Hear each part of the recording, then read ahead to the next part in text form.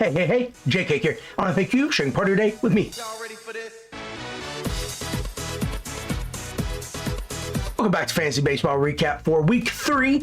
We are going to be talking about all of our teams as usual and hopefully continuing on our positive trend that we've had the first few weeks. We're going to go ahead and get started with the Peach Creek Purgatory team. This week was another week where I was down early, but did come back to take the victory 950 to 771. Our top scorer was, of all people, Raleigh Austin, finally finding a little bit of mojo this week with 68. Then Framber Valdez again finding his mojo and not giving up a ton of runs like he did last week. He had 53 points for me. Then I had two guys, Corey Seager and Matt Olson, with 46 each. On the other side, Max Fried only got me 7. And then my boy Aaron Savali, who we decided to keep because it was a good matchup, ended up crapping the bed, who only got me 2 points. And then Sean Armstrong for the Indians, not the Guardians, got me -3. Let's move on over to the adds and drops. Some of these guys were mainstays with our team last year, and some of these guys will be mainstays, hopefully, for our team this year. The adds included Spencer Arrighetti Spaghetti, Brandon Marsh, and Dean Kramer. I could have done a lot with that last name, but you know what? We're going to keep it classy here on this channel. The drops include Mr. Sean Armstrong, Brenton Doyle, who is also from Virginia, so I really wanted to keep him, but brother, you're just not producing. I hate it. I really do hate it because I really do like you. You have a lot of potential on a really bad Rockies team, but and our last drop was Carlos Estevez. I really like Estevez, but I don't know if he's going to take the closer position back from Lucas Ursage, or Matt Strahm, or Schreiber, or Lang, whoever else they got in there, Daniel Lynch. Lots of guys in that bullpen. I don't know if he's going to be able to get it back once he comes back. So at the end of 3 weeks, we're 3-0. I'm excited. I know this video is coming out a little late, so looking ahead to this week, we're looking decent. Got a few good pitchers going for us, and my batters are coming around, so that's great. Let's move on over to the Cucumbas. We again came out on top with a 6-4 victory, bringing our overall record to 25-15-1. I'm pretty satisfied with how things are going so far in this new league, but I'm really satisfied with how Sal Stewart is doing for me. This man is starting at first, starting at second, starting at third, and he's hitting homers, baby. 3 home runs, 8 RBIs, and a stolen base for good measure for me last week. Oh, Sally, baby. Jacob Wilson and Dylan Dingler both had 1 home run and 4 RBIs for me. And then we had wins from my boys Sanchez and Skubal and Ohtani, along with 10 plus strikeouts. Sanchez had 16 strikeouts, and all of them coincidentally had a 1.5 ERA. As well as Skubal, Sanchez, and Ohtani did to start games and go well into the 5th or 6th inning, we now also get to talk about guys who finished the games. Paul Sewald and Cade Smith both had 2 saves for me each. On the opposite side, the guys who cannot close games out, Jeff Hoffman, what are you doing? Brother, like, God bless America. And then Aaron Savali, what? What a terrible start against the White Sox. And as far as the hitting goes, still such slow starts and just terrible performances from Sal Frelick, Alec Bohm. Angel Martinez finally picked him up. Surprise, surprise. It's one of our pickups for this week. Not doing anything for me as soon as I pick him up, of course. And then Stephen Kwan. Brother, oh my gosh. I thought you were like the man. Then moving on over to the adds and drops, we spoiled that surprise. Angel Martinez. Yeah, bro. Picked you up, you're not doing anything. Then as soon as I let you go, surprise, that's going to be something for next week, you hit a home run. God bless America. We also picked up Andres Jimenez, which, great. It's one of my best friend's the little boy's favorite players, so glad we were able to get him, even though as soon as we picked him up, he didn't start. We also picked up Justin Robleski, who had a very nice game against the Rockies, and then Spencer Arrighetti Spaghetti, who had another really good game. Was it against the Rockies? I don't know. Anyway, he had a really good game, so thank you for your performance and your service, sir. I don't know if you're still going to be on my team, but, you know, we'll see how it goes because you're playing the Yankees next, so yikes. On the other side, we dropped Alec Bohm. Just couldn't do it, man. You were hitting like 120. Lord. We also dropped Matt McLean. Hot spring training, then can't hit the broadside of a barn. Also dropped Aaron Savali and Angel Martinez, so that stinks. Overall, again, we're 24-15-1. Very happy with how things are going. I'm looking forward to continuing to do well. This pitching first idea has been pretty good for me. And then getting in the hitters that are doing the job well enough. Getting us those 1 or 2 extra stats to make sure we win for the week overall. But again, we're just going to have to make sure we win all pitching stats and hope that we at least win one counting stat for the offensive. So now we're going to move on to the Cheese Weasels. And unfortunately, I continue to drop in this league. Oh my gosh, dude. In any case, this week I'm sitting in 6th place with only 86 points. Woof, woof, woof, woof. Long season ahead of me. I'm not terribly worried about it, to be honest with you, but it would be nice to see me go up a little bit in stats and you know, get some more points and whatnot, right? We won home range from Agustin Ramirez, Taylor Ward, and Trey Turner. We had 2 home runs and 11 RBIs from Nico Horner. Whoa, dude. And we had 4 home runs and 7 RBIs from my boy Yordan Alvarez. On the other side, we had wins from Framber Valdez, Mr. Arrighetti Spaghetti, Paul Skeens as usual, and Michael King. And finally, we had a win, a save, and a hold from Abner Uribe. Looking from the good to the bad, we missed a home run from Dalen Lyle and a win from Michael King. I just really didn't think he was going to do well against the Blue Jays, and he ended up doing really well, actually. Then we also still have Spencer Torkelson with a terrible start, Aaron Savali with another bad start, and then terrible performances from Jeff Hoffman and Devin Williams. Yep, got both of them. Holy crap. Did y'all forget how to pitch? I mean, Devin Williams, you forgot how to pitch once you left Milwaukee. Didn't do well for my Yankees, not doing well for the Mets. Come on, and Jeff Hoffman, brother, you have no competition, but you are creating competition because you're so bad. Aww. As we move on over to the adds and drops, we didn't have a ton these past few weeks, but finally made a few. We had to make a few changes, right? Because we were not getting production that we needed. We added pitchers Jason Adam, who is definitely going to be staying on my team, along with Arrighetti Spaghetti, who has a shot to continue staying on my team. Aaron Savali, who's already off my team. I don't know why he was even there. Steven Matz. We also picked up outfielder Mickey Moniak and second, third, and shortstop eligible Max Muncy. Again, the A's Max Muncy, not the Dodgers Max Muncy. As due to the drops, well, we dropped Aaron Savali and Steven Matz. We also dropped Arrighetti Spaghetti because he is going to be playing the Yankees coming up soon, and I really don't want to wish him well in that matchup. We then also dropped Alec Bohm because, let's be real, we had to. Brian DeBregu because he kept blowing saves. And then this one hurt the absolute most, Sal Frelick. Sitting in 6th spot, 86 points, so still lots of time to recover, but Lord, we cannot keep having blown saves. Surprise, we were ahead a few this upcoming week. To a positive note, we're going to hop on over to the Kent Murphy Dingers, where again, this league I was down early, but made a strong comeback to pick up the win 8-2. And we are now 3-1 in this league. Not too bad, especially with that cheapy loss in week 1 or half of week 1, 0.5, whatever it may be. The guys did well for me. Big time players making big time plays as usual. Hunter Goodman, 3 home runs. You also only had 3 RBIs. That's a problem. 1 home run each and 5 RBIs from Bryce Turing and Matt Olson, along with 1 home run each from Corbin Carroll, Alec Burleson, and Dalen Lyle. Very glad he was my sleeper this year. Moving on over to the pitching side, we had wins coming in bunches from my boys Soroka, Wu, Sanchez, Logan Webb, Abner Uribe, and Riley O'Brien with 2. So even my relievers are getting in on it. Also had 2 saves each from Abner Uribe, Raleigh O'Brien, Paul Sewald, and Cade Smith. So again, great players making great plays throughout the week for me. However, not everyone did great, or at least I didn't get to see everyone do great. I missed Nick Kurt's home run. That's unfortunate. Also, Lucas Erceg absolutely blew up. That sucks. And Logan Webb, you got the win, but you had a 6 ERA. That's got to change, brother. Moving on over to the adds and drops, it was all pitchers. We added Soroka and Kramer and dropped Brian Brady, which that one really hurt me because I really thought he was going to do well for me. He is a much better setup man than he is an actual closer, and that kind of bothers me a little bit because I thought he could do well. And then Noah Cameron, who got absolutely shelled by my Yankees. Okay, 3-1 so far this year. Cheapy loss week 1 or week 0.5, whatever it is. But this week we find ourselves in a hole again. Let's not give this guy their first one of the season. Let's go ahead, pick this win up, and not worry about it anymore. I'm going to be leaning on my pitching the rest of this week because my hitting has so far done pretty well. Don't want to get complacent. Don't want to sleep on it, though. But pitching, need to step up. Didier Fuentes, not your night, brother. Not your night, and that's unfortunate. In any case, now we're going to move on to the Russell Mad Jim James team, and my boys did well for me.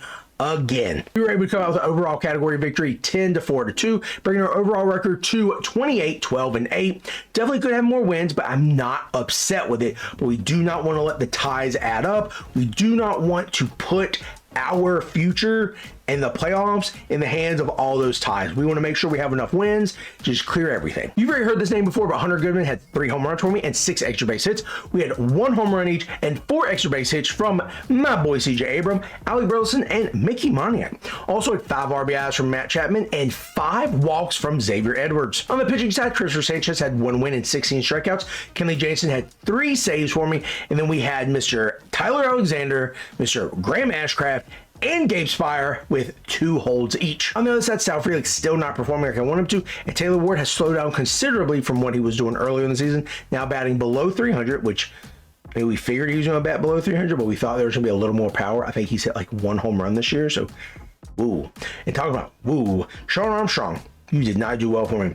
But you know who did even worse than Sean Armstrong? My boy Jordan Romano. Now, I call him my boy only because he was doing well for me, but has proceeded to give up 6 earned runs in like 2 innings.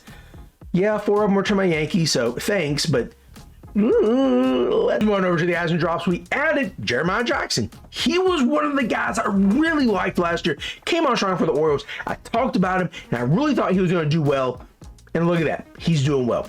We also dropped David Hamilton and Sean Armstrong. And the last thing we're going to talk about is the South Harmon Institute of Technology. This was another pretty lopsided win as we were able to win 11-5-2, bringing our overall record to a nice 32-15-7. Again, could win more, but do not want to place it and or leave anything up to the ties to dick us over like it did a few years ago. Even though we did win 11 categories, I feel like we could have won 1 more. When it came to walks, we lost by 1.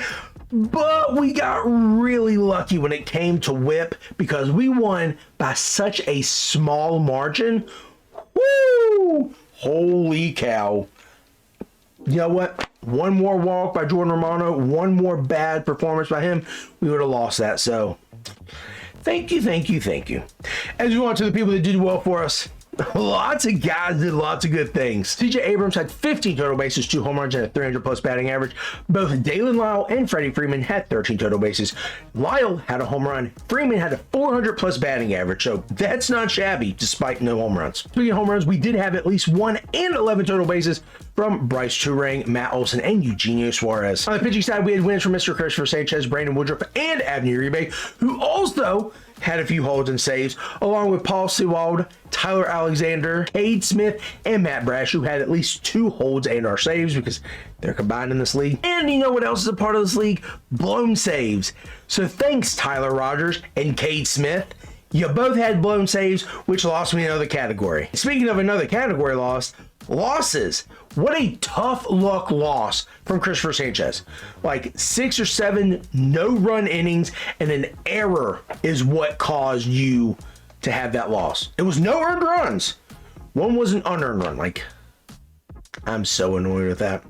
We also had just very slow performances and or bad performances from Alec Bohm and Sal Frelick and, of all people, Rafael Devers. Traded for him, and he's not doing anything for me. Taylor Ward also slowed down considerably, and Salvador Perez is still chugging along, but not at the rate I'd like him to. This is not a, oh, I'm going to cut you if you don't do well. It's more of a, I'm going to pick up another catcher and maybe play you here and there, but Salvi has done so much over the years. Someone else dropped him. I was able to pick him up last year, and I'm not letting him go. Speaking of added drops, we added Ramon Laureano and dropped Matt McLain because, again, McLain, you just forgotten how to hit. After spring training, you just forgot. And that's going to be it for the recaps. Now let's talk about the people I think you should add. Mickey Moniak. Again, it took him a while to find his footing.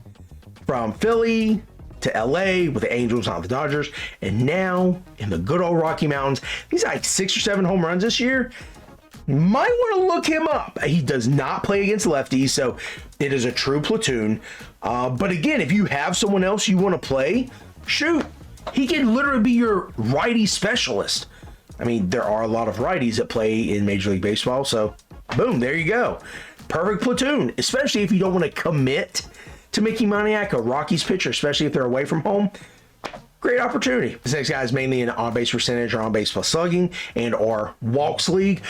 Austin Martin played for the Twins. He's got 14 walks, or had 14 walks as of Monday.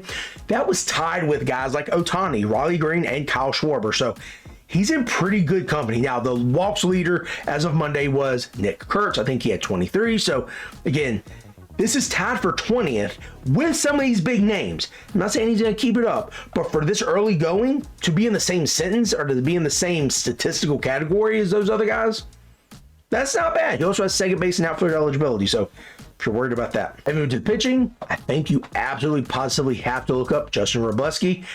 He had a really good start last week. Was shaky like the first inning, but ended up coming back. And he's got a team like the Dodgers behind him. He's going to have run support, right? So, I mean, don't worry about that.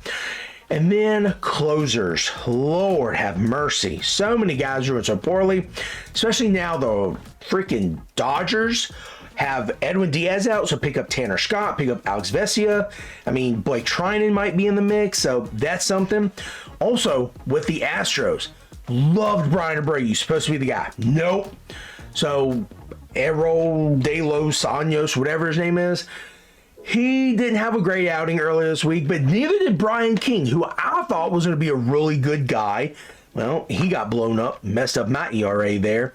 Stephen O'Kurt probably ain't going to be the guy, but there are another 3 or 4 guys in that bullpen who could pick up saves, so who knows where they're. The freaking Blue Jays, you have Mr. Hoffman, who should be the guy, but again, forgets how to pitch. You have Mr. Louis Varland, who reminds me of Louis Anderson. You have Tyler Rogers, who has experience doing it, so he could step up. More bullpen stuff. The Pirates, you have Gregory Soto and or Dennis Santana. Gregory Soto, good enough to be a potential closer. Dennis Santana showed he was the man after Bednar left last year with the Pirates. So that is a surprising bullpen, to be honest with you, especially with like Braxton Ashcraft coming through and doing pretty well, holding his own. So who knows? I also believe that when you're looking at bullpens, you got to look at the holds. And, you know, you might be like, dude, you talk so much about holds. We're not in holds leagues.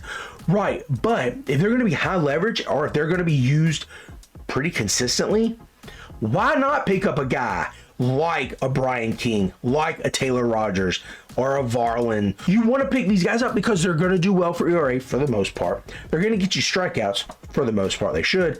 And they might pick up a cheapy win and or a cheapy save. Do not pick up anyone from the Rays. I'm going to reiterate that from last week. The Rays are absolutely just not anyone you want to pick anyone up from. But the last guy I'm going to tell you to add, y'all might be like, bro, what? This is not the guy. He was literally just signed today. Only if you believe what he did last year for the Red Sox. Lucas, I call him Giolito because he gives up so many runs and home runs. But Lucas Giolito, he's going to be coming in. It's a high-octane offense. Manny Machado is going to find his way. Of course, the juicer is going to be doing what his things, going to do when he shoots him up in Tatis. Merrill finally finding his footing a little bit more, better than last year. That's at least someone to look at. That's like kind of deep. I'm really not a fan of Giolito, but again, if you really need someone, he's gonna need time to ramp it up, but he did okay, decently well with the Red Sox last year. The Red Sox were terrible, so shoot, if he can do anywhere near as good as that with the Padres, dude, his wins are gonna go up. So those are the guys I think you should add, or at least think about. I'm sure not all of them are so available in your leagues, depending how deep you are, but again, look at the holds guys.